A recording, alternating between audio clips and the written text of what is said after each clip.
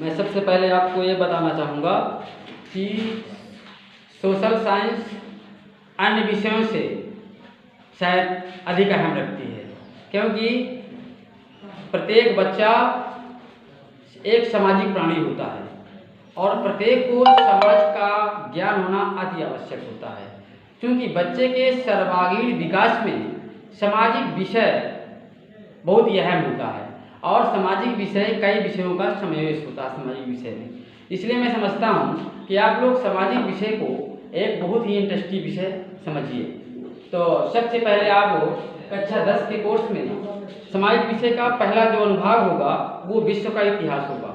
विश्व के इतिहास में सबसे पहले आपको ये जाननी होगी कि आज से सैकड़ों साल पहले हमारे यहाँ विश्व में क्या था कि तानाशाही थी, राजशाही थी, यानी लोगों को गुलामी की दास्तानों का अपना क्या कहते हैं उसको गुलामी की दास्तान भुगतना पड़ता था उनको। तो मेरा कहने का मतलब ये है कि इस गुलामी की दास्तानों से मुक्ति पाने के लिए लोगों ने क्या क्या किया, ये चीज़ आपको जानना जरूरी होगा। तो सबसे पहले आपका जो पहला अध्याय है वो है पुनर्जागरण का।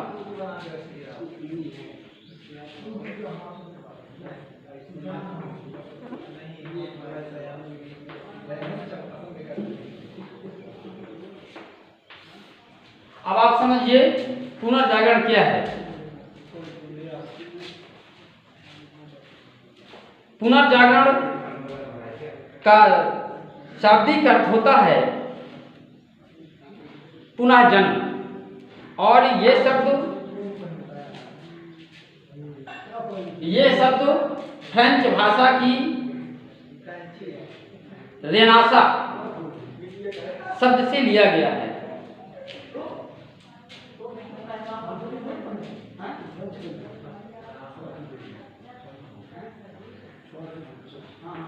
पुनर्जागरण का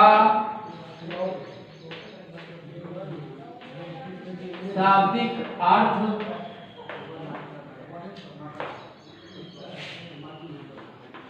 पुनर्जन्म होता है। यह शब्द फ्रेंच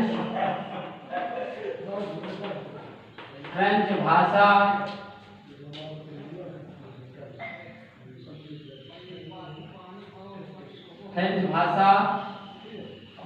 रेनसा से लिया गया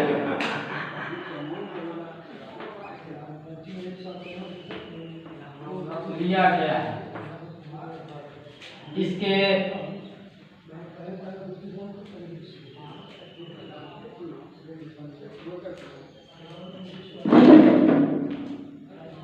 इसके जनक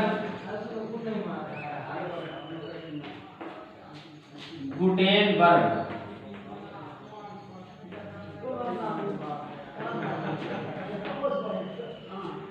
और संकलन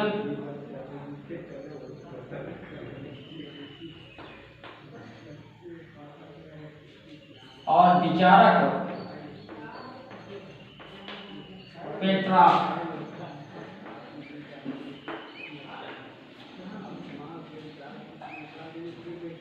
यानी पुनर्जागरण शब्द की संकल्पना देने वाले पेट्रार्क हैं और जनक के रूप में गुटेनबर्ग को माना जाता है।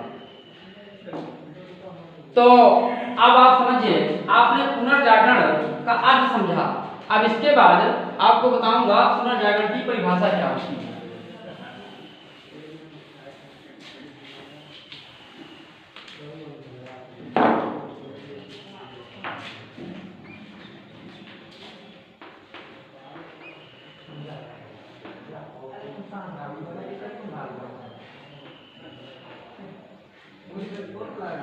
परिभाषा है 1300 ईस्वी से 1500 ईस्वी के बीच 1300 ईस्वी से 1500 ईस्वी के बीच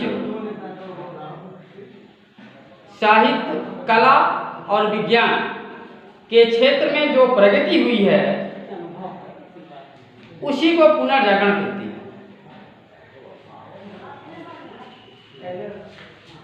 समझिए, 1300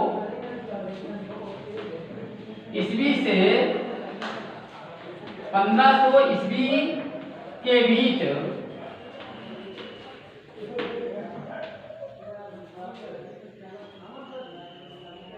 साहित्य,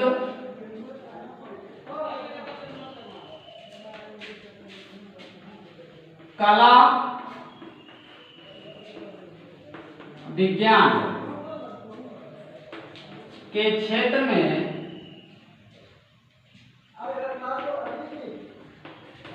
जो प्रगति हुई है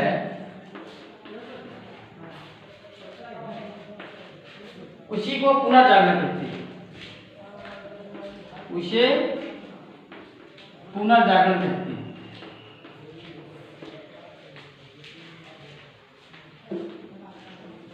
पुनर्जागरण कहते हैं।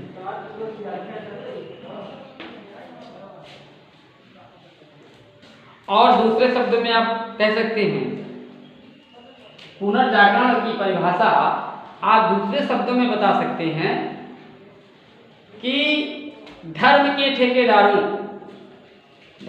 ठेकेदारों और सामंतवादियों से शांतिपूर्वक मुक्ति पाने की सोच का नाम पुनर्जागरण है।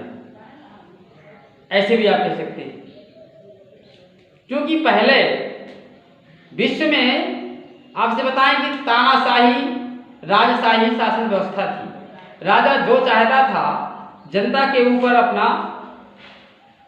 अपना वर्चस्व स्थापित करता था, यानी राजा की मनमानी चलती थी। आपने नाम सुना होगा हिटलर का, कि वो अपने शासनकाल में लोगों को जानवर जैसे कटवा करके जेलों में डलवा देता था। पहले क्या था कि आज से 1300 ईस्वी यानी 15वीं शताब्दी में फ्रांस में शासक था लुई 16वां का, और उसके शासनकाल में क्या था कि राज की व्यवस्था, समाज की जो व्यवस्था थी वो 3 स्टेटों में बटी हुई थी। पहला स्टेट था यहूदियों यानी ईसाई धर्म वालों का, और दूसरा था मध्यम वर्ग के लोगों का, और तीसरा था किसान मजदूरों का। इस तरह से समाज को बांट करके रखा गया था।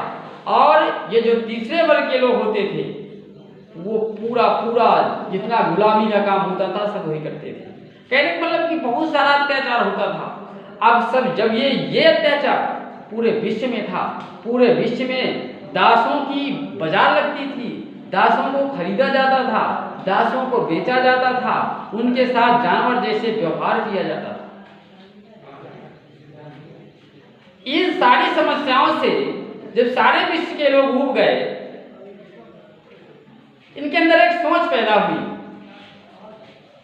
कि हम लोग जैसे गुलामी की जो जंजीरें हमारे जकड़ी हुई हैं, इस गुलामी से हम कैसे मुक्ति पाएं।